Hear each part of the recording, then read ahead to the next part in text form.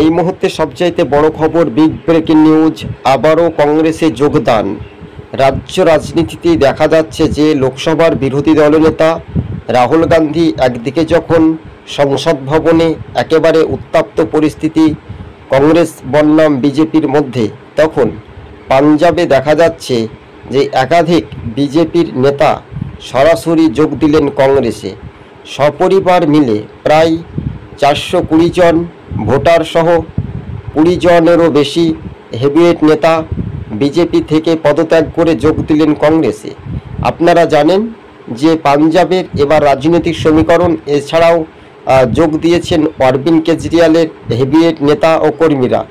সব মিলে দেখা যাচ্ছে যে প্রায় 600-র কাছাকাছি নেতা ও ভোটার যোগ দিয়ে কতটা উজ্জীবিত হতে পারে পাঞ্জাবে ফ্যাক্টর হয়েছে কিন্তু কংগ্রেস সর্বনিম্ন, এবং সেখানে বিজেপি জোটসঙ্গী একটা বড় একটা ধাক্কার মধ্য দিয়ে, কেননা রাজ্য রাজনীতির মধ্য দিয়ে কংগ্রেসের যে যোগদান হিড়িক, সেটাই কিন্তু এখন দেখার একটা বিষয়।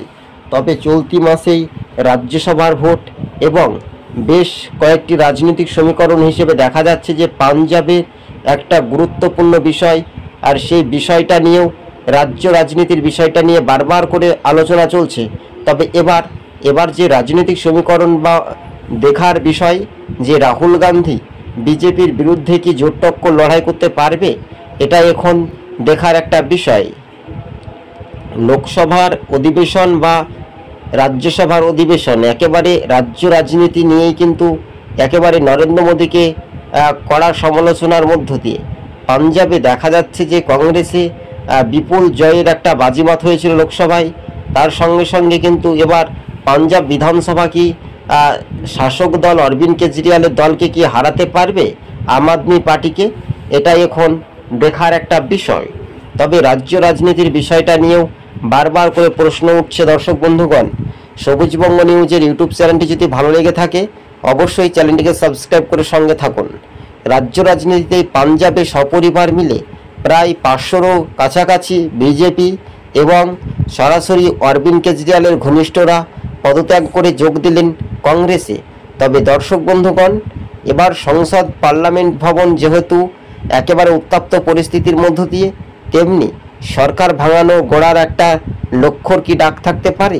বিজেপি সরকার তাদের জোটসঙ্গী নিয়ে কিন্তু 5 বছর ক্ষমতা চালিয়ে দেবে বলে এমনটাই বিজেপির মণ্ডল নেতৃত্ব এবং সর্বভারতীয় জেপি নাড্ডাদের প্রতিক্রিয়া কিন্তু শোনা যাচ্ছে।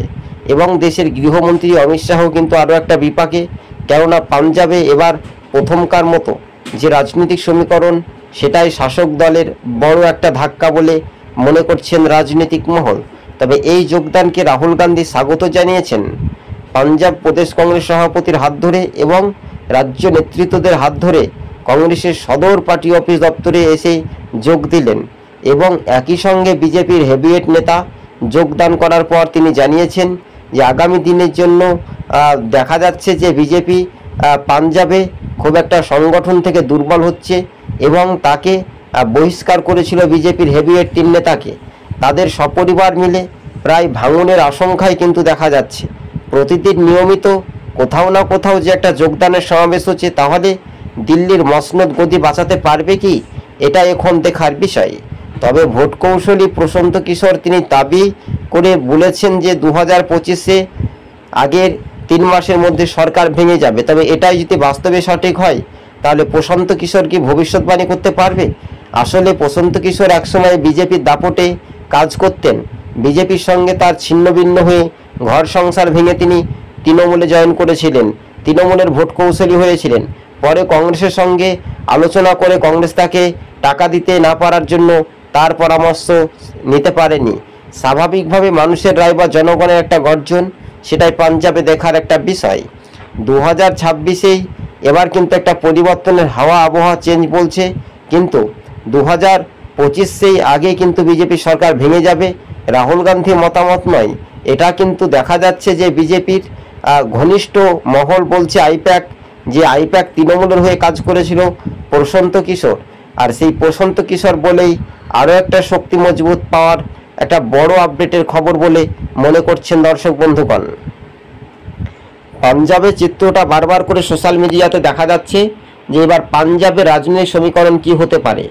আম আদমি পার্টির একটা বড় ধাক্কা, কেননা আম আদমি পার্টি বিগত নির্বাচন বিধানসভায় তারা ক্ষমতা ধরে রাখতে পারবে না বলে এমনটাই মনে করছেন রাজনৈতিক মহল। কংগ্রেস সেখানে তারা ক্ষমতা হারিয়ে আম আদমি পার্টি ক্ষমতায় এসেছে, কেননা কংগ্রেসের সেখানে একটা গোষ্ঠী কন্দল ছিল।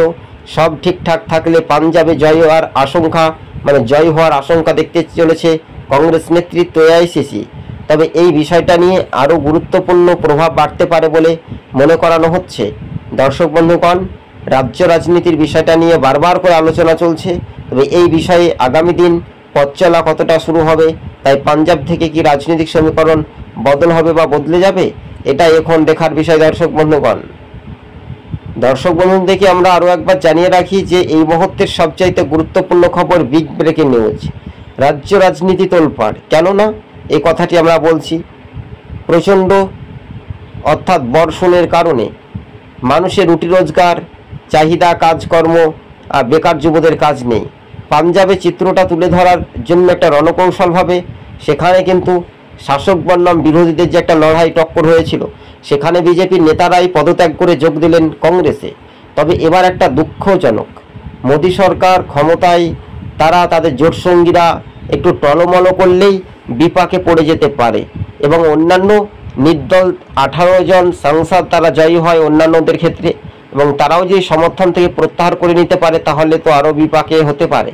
তো স্বাভাবিকভাবে মানুষের রায় বা জনগণের গর্জন, সেটা এখন লোকসভার অধিবেশনে সরাসরি রাহুল গান্ধী সে প্রতিজ্ঞা বা প্রতিফলন বিজেপির বিরুদ্ধে কিন্তু একটা দেখা যাচ্ছে এই অ্যাকশনের মধ্য দিয়ে, সেটাই একটা দেখার একটা বিষয়।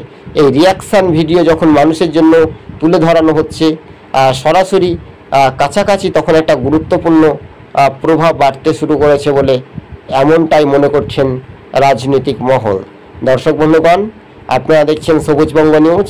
রাজ্য রাজনীতিতেই মৌমাছির মতো ঝাঁক ধরে ফের যোগ দিলেন কংগ্রেসে। সরাসরি তাদের রাজনৈতিক ভবিষ্যৎ আগামী দিন কী হতে পারে, বিজেপির নেতৃত্ব এবং সরাসরি আম আদমি পার্টি নেতাদের পদত্যাগ নিয়ে। তবে অরবিন্দ কেজরিওয়াল তো জেলে ছিল, বিশেষ করে এখনও তিনি জেলেই রয়েছেন আপাতত সূত্রের খবর অনুযায়ী সম্ভবত, কিন্তু মানুষের রায় বা জনগণের একটা আলাদা রিয়াকশান, সেই আলাদা রিয়াকশানের মধ্য দিয়ে পাঞ্জাবে এবার কিন্তু রাহুল গান্ধীর ওপর কিন্তু ভরসা রাখতে চাইছে জনগণ, এমনটাই খবর ইঙ্গিত কিন্তু পাওয়া যাচ্ছে। তবে হ্যাঁ, বিষয়বস্তুগুলো ভালো করে মনোযোগ দিয়ে শুনে রাখবেন দর্শক বন্ধুগণ, আগামী দিনের জন্য মানুষের রায়। তাই পাঞ্জাব থেকে কি এবার রাজনৈতিক সমীকরণ হবে, সেখানে পাঞ্জাবে কি বিজেপি বনাম কংগ্রেসের মধ্যে লড়াই হবে, সেখানে আম আদমি পার্টি কোনো ফ্যাক্টর হতে পারবে না বলে মনে করছেন রাজনৈতিক মহল। ফের 2024-এ দেখা যাচ্ছে যে একের পর এক ভাঙন। তবে রাজনৈতিক মহলে সমীকরণটা, চিত্রটা বদল হতে পারে বা বদলে যেতে পারে যে কোনো মুহূর্তেই। আগামী দিন মানুষের রায় বা জনগণের গর্জন, সেটা এক প্রকার দেখার একটা বিষয়। কিন্তু স্বাভাবিকভাবে দর্শক বন্ধুদেরকে জানিয়ে রাখছি যে আগামী দিনের জন্য মানুষের রায় বা জনগণের যেটা গর্জন, সেটাই বারবার করে কিন্তু দেখার একটা বিষয়। স্বাভাবিকভাবে সেটাই একটু দেখার একটা বিষয়, স্বাভাবিকভাবে মানুষের রায় বা গ্রহণযোগ্য হবে,